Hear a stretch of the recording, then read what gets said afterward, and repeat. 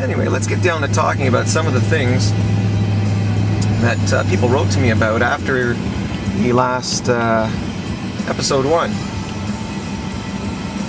One of the questions that comes up all the time, or one of the statements that comes up all the time, for a party that is in favor of lower taxes or that's in favor of freedom of speech, is, are you guys a libertarian party? Or what's the difference between you and the Libertarian Party? Now, this is a bit academic. It might sound a bit academic, but actually, it's far from it.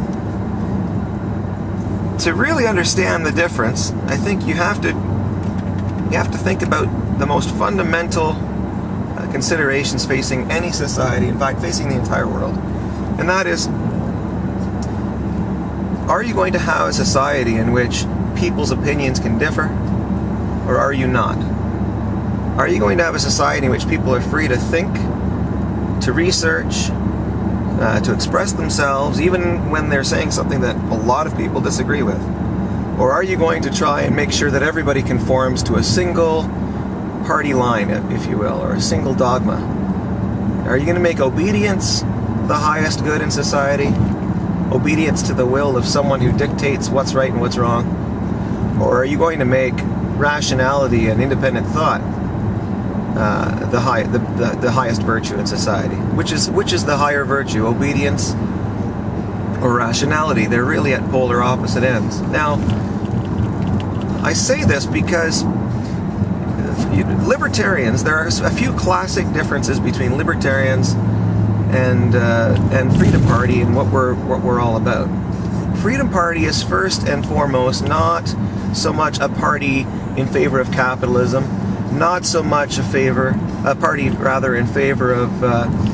so much a party in favor of freedom, not so much a party in favor of rational self-interest, but first and foremost a party that's dedicated to making sure that reality, the nature of the world, existence, is something that people can continue to study and discover, and that rationality, thinking for oneself, is not barred or in any way restrained, because really, as we see it, the progress of mankind depends upon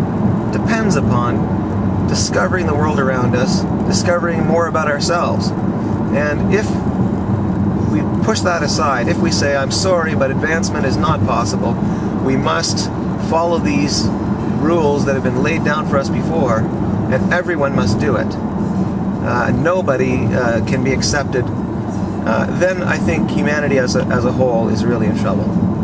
So Freedom Party, if you want to know the essence of Freedom Party, it's to preserve the freedom to reason, to think, and to discover knowledge of the world and of oneself.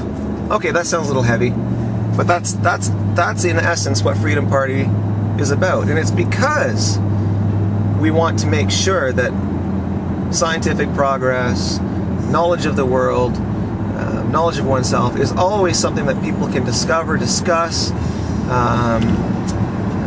teach. It's because we're so dedicated to that our whole ethical system, our whole political system, our whole dedication to capitalism is just they're all logical implications of that dedication to reality and reason. So, for example, if you are a person who is a scientist, well, no, let's back it up. Everybody.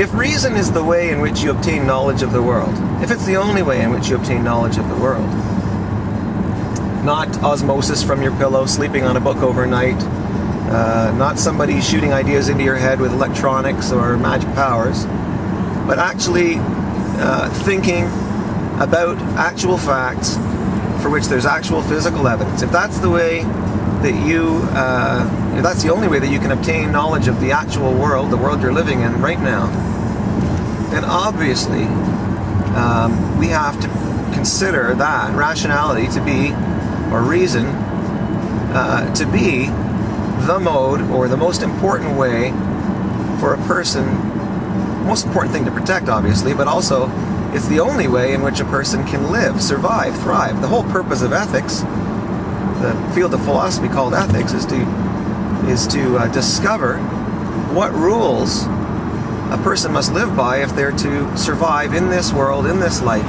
the only one they've got. And any set of rules that isn't set out for that purpose isn't really, in any genuine sense, a set of rules about ethics.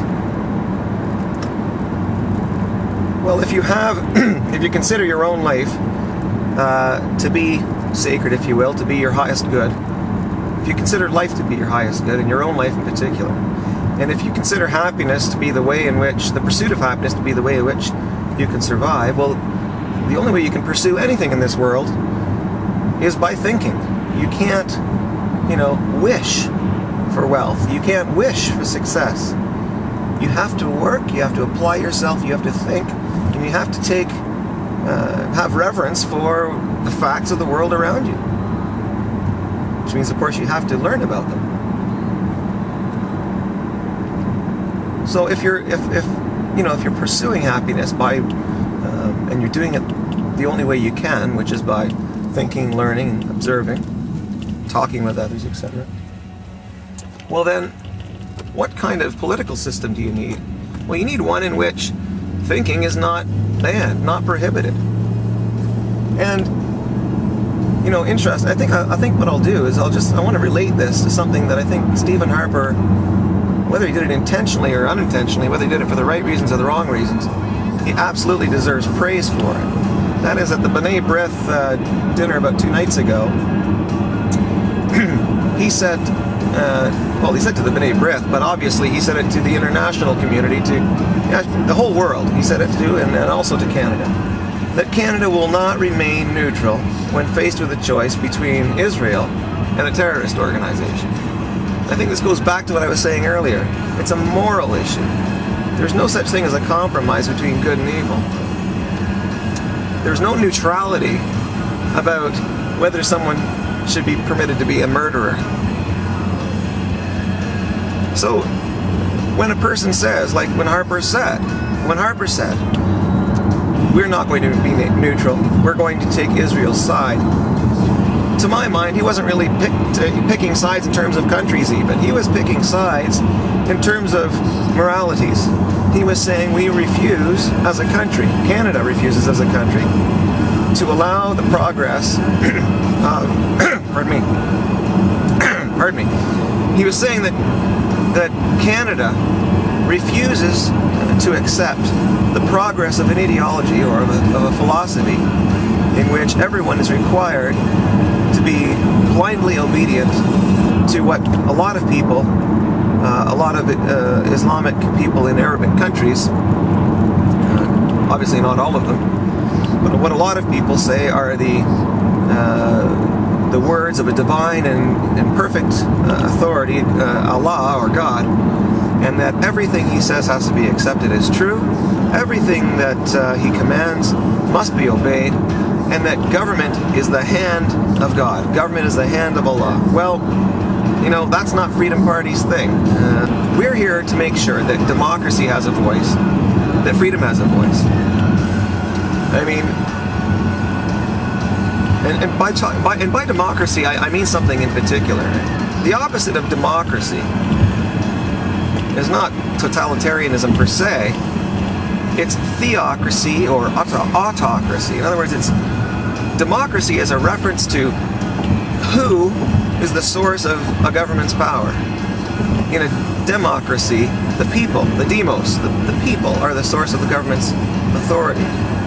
In a theocracy, it's believed that God is the source of the government's authority. And of course, in an autocracy, it's believed that the government is the source of its own authority. One could argue that that's kind of what we're living in nowadays in Canada, but I'd like to hope that there's still some respect for the idea that ultimately government gets its power from the people. It doesn't mean that the people, vote on what to do on a majority rule basis. That's not democracy. Even elections are not democracy. They're just things that make sure that power gets taken away from government and periodically, so the government is reminded who the boss is, where the power comes from. So when Harper says to us all, to the whole world, we're taking sides with Israel, he's saying we're taking sides with reality. We're taking sides with reason. We're taking side with the idea that you aren't somebody else's slave, that you don't owe him your life. We're taking sides with the idea that independent thought and rationality have to have a place, have to be free in society, and that you don't have to obey the word of anybody's God if you don't want to, or if you don't think it's right to. And he's saying, obviously, and most importantly to his perspective, or to his position, that democracy, not theocracy, will be defended in Canada, and that theocracy will be thwarted with all its might and with all Canada's might. And I have to say, kudos, congratulations, and that was a very moral thing to say. And I hope, and I think I have some confidence that he actually meant it.